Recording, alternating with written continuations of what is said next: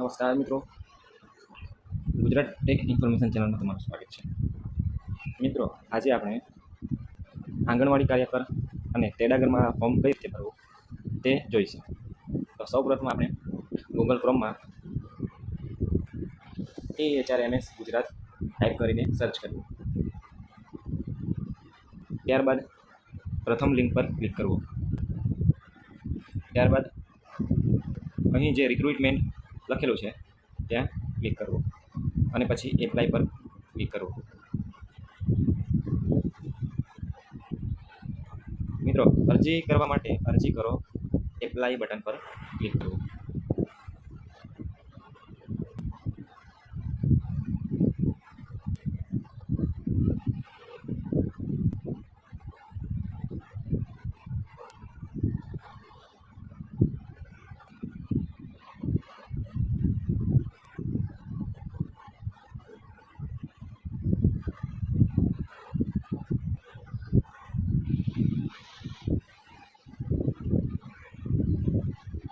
મિત્રો, અહીં consent form open થશે.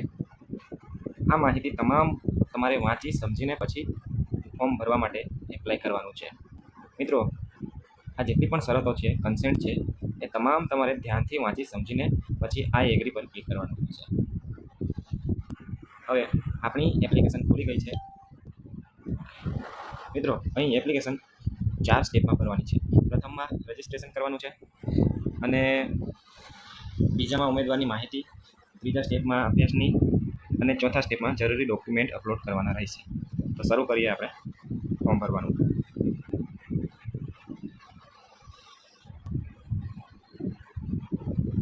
મિત્રો, સૌપ્રથમ તમારે જિલ્લો પસંદ કરવાનો છે, ત્યારબાદ તાલુકો, ત્યારબાદ ગ્રામ્ય, ત્યારબાદ આંગણવાડી, ત્યારબાદ ઉમેદવારનું નામ અંગ્રેજીમાં અને ત્યારબાદ ઉમેદવારનું નામ ગુજરાતીમાં. ત્યારબાદ અહીં સ્ત્રી કે પુરુષ જાતિ અને જગ્યા પસંદ કરવાની છે. ત્યારબાદ અહીં મોબાઈલ નંબર એન્ટર કરવાનો છે અને નીચે અહીં જે આપેલા કેપ્ચા છે એ ટાઈપ કરવાના છે આ બોક્સમાં. મિત્રો, આ તમામ વિગતો ભર્યા પછી સેન્ડ ઓટીપી પર ક્લિક કરવાનું રહેશે.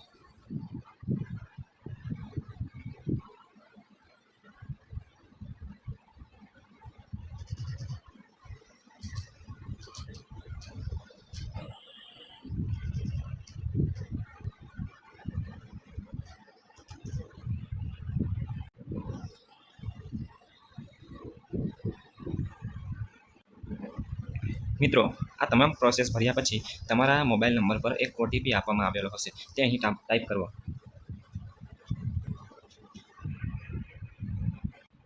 ત્યારબાદ સબમિટ એન્ડ નેક્સ્ટ પર ક્લિક કરવું.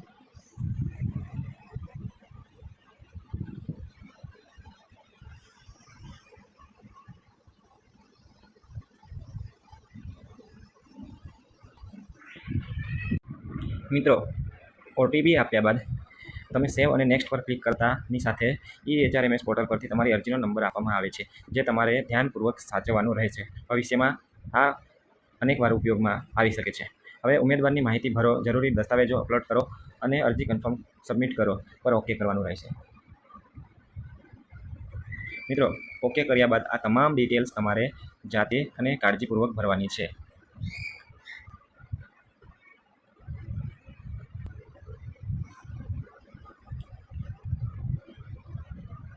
મિત્રો, પ્રથમ તમારે ઉમેદવારનું નામ SSCના પ્રમાણપત્ર મુજબ અહીંયા 10મા ધોરણની માર્કશીટ પર દર્શાવ્યા મુજબ તમારું નામ અંગ્રેજીમાં ટાઈપ કરવાનું રહેશે.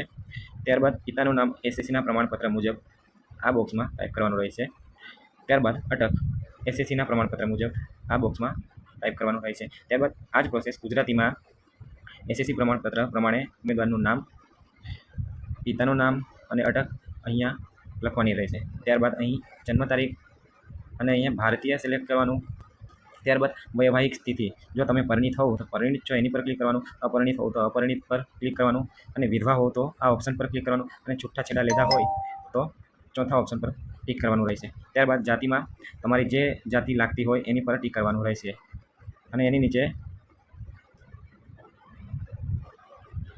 મામલતદાર શ્રી દ્વારા પ્રમાણપત્રમાં દર્શાવેલ મુજબનું સરનામું. એટલે કે મિત્રો, તમે મામલતદાર ઓફિસમાંથી જે રહેઠાણ અંગેનો પુરાવો મામલતદાર શ્રી તરફથી આપવામાં આવેલો છે એ મુજબ અહીંયા સરનામું નાખવાનું રહેશે. અહીંયા જિલ્લો, તાલુકાનો અંદર સિલેક્ટ કરવાનું રહેશે. ત્યારબાદ તમારો લાગતો પિનકોડ, ત્યારબાદ પ્રમાણપત્ર જે દિવસે બનાવ્યું હોય તે દિવસની તારીખ અહીંયા લખવાની હશે અને મોબાઈલ નંબર છેલ્લે.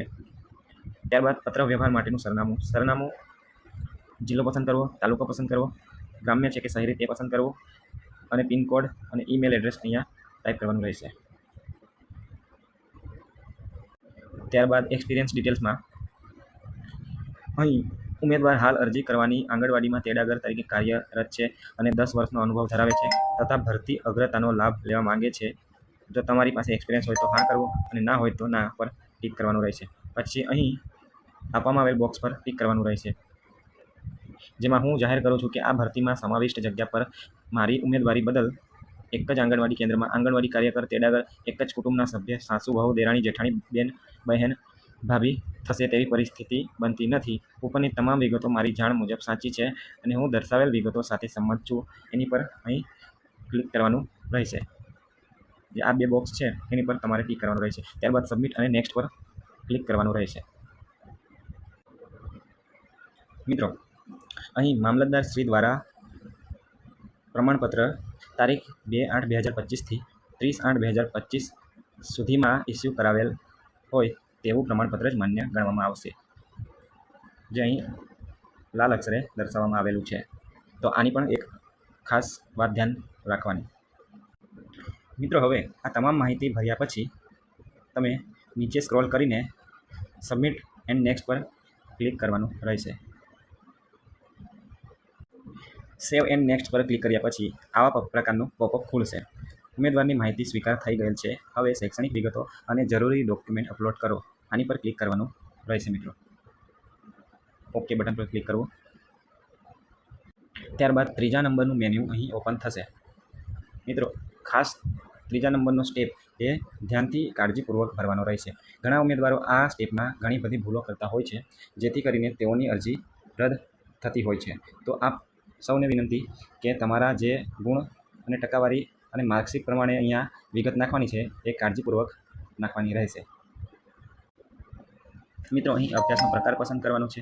ત્યારબાદ મેળવેલ ટકાવારી, ત્યારબાદ કુલ ગુણ, ટકાવારી અને પરીક્ષા બોર્ડ જે લાગતું હોય તે આ બોક્સમાં ટાઈપ કરવાનું રહેશે. ત્યારબાદ વર્ષ, ત્યારબાદ પ્રયત્નની સંખ્યા અને રાજ્ય પસંદ કરવાનું રહેશે. અથવા ધોરણ 12 પછી જો તમે ડિપ્લોમા કોર્સ કર્યો હોય તો એની અહીં તમામ ડિટેલ્સ આપવામાં આવેલ છે. તો તમારે જો ડિપ્લોમા કરેલ હોય તો આ તમામમાં ડિપ્લોમાની જે માહિતી છે એ ધ્યાનથી ભરવાની રહેશે. ત્યારબાદ નીચે મિત્રો અહીં તમારે અભ્યાસને લગતી વધારાની માહિતી એટલે કે ધોરણ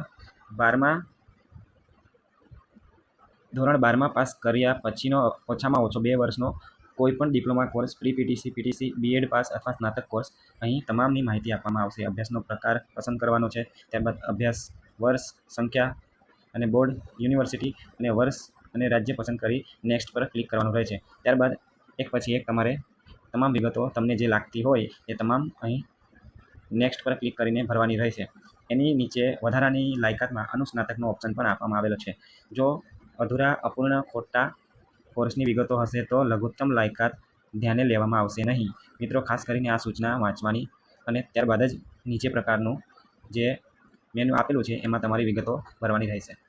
જેમાં અનુસ્નાતકનો અભ્યાસક્રમનો પસંદ કરવાનો છે, અભ્યાસનું નામ પસંદ કરવાનું, ત્યારબાદ અભ્યાસનો પ્રકાર, અભ્યાસનું વર્ષ, બોર્ડ અને યુનિવર્સિટી અને વર્ષ અને રાજ્ય પસંદ કરીને સબમિટ પર ક્લિક કરવાનું રહેશે. મિત્રો, અહીં 12માની વિગતો ભર્યા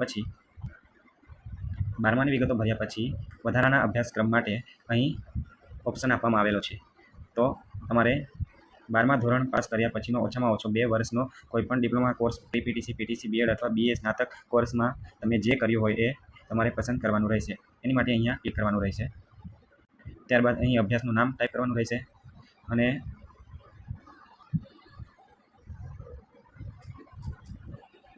અભ્યાસનો પ્રકાર અહીંયાથી સિલેક્ટ કરવાનો રહેશે.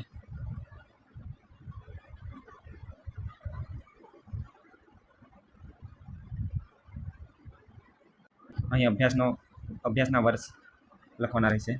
ત્યારબાદ અહીંયા બોર્ડ યુનિવર્સિટી જે લાગતી હોય એ તમારે લખી દેવાનું છે. ત્યારબાદ કયા વર્ષમાં પાસ કર્યું તે અહીં લખવાનું રહેશે. ત્યારબાદ અહીં નેક્સ્ટ પર કરીને તમે જો માસ્ટર ડિગ્રી કરી હોય તો નેક્સ્ટ પર ક્લિક કરીને માસ્ટર ડિગ્રીની આવી જ રીતે તમારે માહિતી ભરવાની રહેશે. ત્યારબાદ અનુસ્નાતકની વિગતો અહીં અલગથી આપવામાં આવેલ છે. તમને લાગુ પડતી હોય તો અહીં પણ તમે એવી જ રીતે તમામ માહિતી ભર્યા પછી સબમિટ પર ક્લિક કરીને આગળ વધી શકો છો. મિત્રો, અહીં તમારે સ્નાતકની જે પણ લાયકાત નાખવાની રહેશે એમાં આ પ્રકારે કોલમ ખુલશે, જેમાં 1 થી 6 સેમેસ્ટરની માહિતી નાખવાની રહેશે. જેમાં પ્રથમ તમારે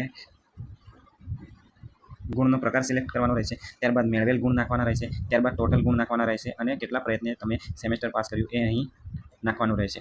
આ તમામ 1 થી 6 સેમેસ્ટરમાં તમારે તમારી માર્કશીટ મુજબ ધ્યાનપૂર્વક માહિતી અપલોડ કરવાની રહેશે.